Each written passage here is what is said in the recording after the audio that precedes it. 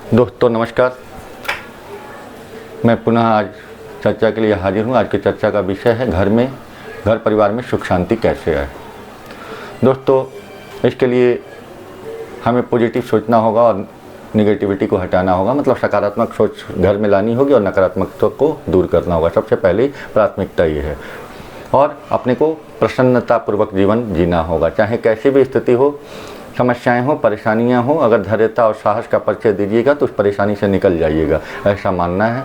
ऐसी प्रकृति की लीला है। जिसने भी साहस का परिचय दिया है, जिसने हिम्मत दिखाई है, वो जीवन में बुलंदियों को पाया है। इसके लिए इतिहास गवाह है। आप इतिहास की पुस्तकों को लेकर पढ़िए। कोई भी ऐसा चमत्कार नहीं हो सकता कि आप एक दिन में राजा बन जाए। कोई भी ऐसा व्यक्ति नहीं है जो एक दिन में राजा बन जाए और उस पैसे के बल पे घर में, परिवार में सुख और शांति को लेके आए और प्रसन्नता को लाए। पैसा प्रसन्नता नहीं ला सकती है, इस बात को कहीं लिख के रख लें आप लोग। और कोई भी मिराकल ऐसा नहीं कर सकता कोई दूसरी व्यक्ति जिससे आपके घर में शांति हो। अगर आप प्रेयर करते हो तो आपका प्रेयर काम करेगा। किसी और से आप पैसा दे के प्रेयर कराओगे और चाहोगे कि मेरे घर में सुख शांति आ जाए, भाई ऐसा पॉसिबल नहीं होता है। ऐसा हुआ भी नहीं है, ना होगा। किसी का इतिहास उठा के देख लेना कि जो भी मिलेगा आपके अपने बदौलत मिलेगा। और आपको अगर गॉड से कुछ लेना है तो आपको गॉड से खुद प्रेयर करनी पड़ेगी, न कि किसी इमीडिएटर के थ्रू पैसा दे के और भक्ति खरीद के आप सोचोगे कि मेरे साथ मिराकल हो जाए। ऐसा नहीं होता मेरे बंधु। हाँ, गुरु की आवश्यकता होती है, मार्गदर्शन की आवश्यकता होती है, वो ज़रूर करें, लेकिन किसी तरह के ढकोसले में न फंसे। इससे घर में सुख शांति नहीं आ सकती है। आजकल एक बहुत बड़ा चलन चला हुआ है कि मेरे घर में वास्तु दोष है, जिसके चलते बहुत कष्ट रहता है। भैया ऐसा कुछ भी नहीं है।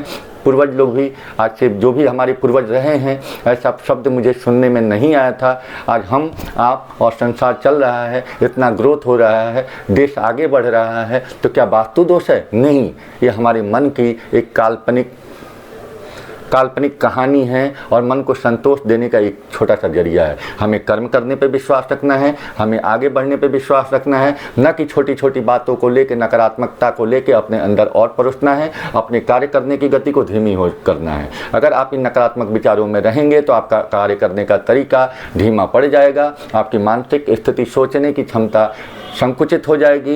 तो इस स्थिति से बचो मेरे दोस्तों। कैसी भी परेशानी हो, कैसी भी स्थिति हो, घर में लोग बीमार हों, घर में पैसे की किल्लत हो, अपने चेहरे की मुस्कान को मत हटाओ मेरे दोस्तों, प्रसन्नता को मत हटाओ दोस्तों।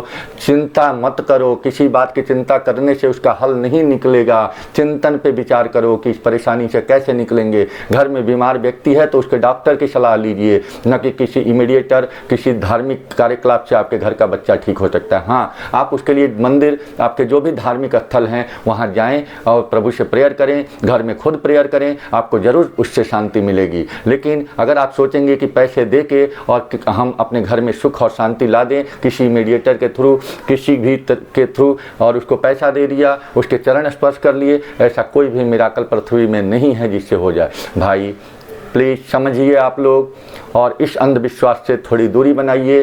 साइंस का युग है, लॉजिकल ज़माना है, हर बात के पीछे लॉजिक होता है। अगर आज हम अच्छा खाना खाएंगे तभी मेरे शरीर में लगेगा, हम हष्ट पुष्ट रहेंगे। अगर खाना नहीं खाएंगे तो दूसरा किसी को खाना खिला के सोचे मेरा पेट भर जाएगा, ऐसा नहीं हुआ है, न होगा। ये लॉजिक भी गलत है। ऐसे ही है, आप किसी दूसरे व्यक्ति से किसी भी तरह का धार्मिक अनुष्ठान करा के सोचे कि उससे आपका भला होगा, भाई भला नहीं होगा। जरूर पुण्य कुछ इकट्ठा हो जाएगा, क्योंकि आपने पैसा दिया है। तो इसलिए मेरा आप सबसे आग्रह है, कैसे भी परिस्थिति हो, आप हंसमुख रहें, प्रसन्न रहें, मंदिर जाएं। आपके जो भी नेचर में आप जिससे भी प्रेयर करते हो, जिस धर्म के हो, उस धर्म के प्रति और उस भगवान के प्रति नतमस्तक रहो और उसको थैंक यू बोलते रहो कि हे दाता, हे मालिक, हे अल्लाह, जो भी आपके धर्म के हैं, जो विचार के लोग हो, आप जहाँ भी हो, इंसान हो, तो आप अपने जो भी धार्मिक मान्यता आपके परिवार में आपके पूर्वजों ने आपको दी हुई है, उसके अनुसार आप अपना प्रेयर करें। और प्रेयर करने के बाद आप उनसे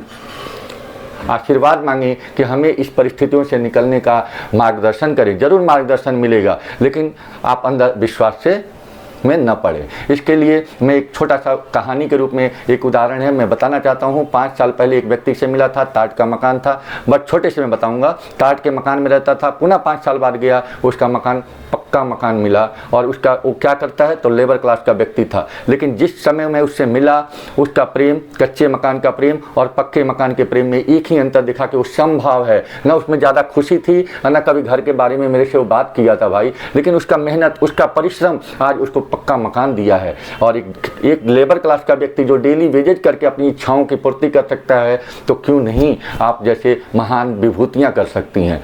दूसरी बात, एक बहुत बड़े धनाढ्य परिवार के व्यक्ति से मिला था जो डिवोर्स कर लिए थे, मानसिक रूप से कुंठित रहते थे, किसी ऐसे इमीडिएटर के थ्रू मिले जिन्होंने बोला कि भैया आपको धार्मिक कार्यकलाप करने से आपके घर में वास्तु दोष है, ठीक हो जाएगा। वह व्यक्ति आज रोड पे है और उसका मकान गिरवी है, 3.5 करोड़ रुपया स्टैंडर्ड चार्टर्ड बैंक से लोन लिया हुआ है। आज वह व्यक्ति बिना घर के घूम रहा है, क्यों? क्योंकि वह गलत मार्गदर्शन में चला गया। खुद पे विश्वास रखो, इस प्रकृति ने जो भी बाहर देखते हो प्रकृति ने सब कुछ आपके अंदर दिया हुआ है। अपने आत्मबल को मत खो दोस्तों, किसी पर डिपेंड मत रहो दोस्तों। अगर खाना खुद खाओगे तो खुद का पेट भरेगा, दूसरों को खिलाओगे तो दूसरे का पेट भरेगा। इसलिए प्रेयर करो, खूब प्रसन्न रहो, हर स्थिति में प्रसन्न रहो।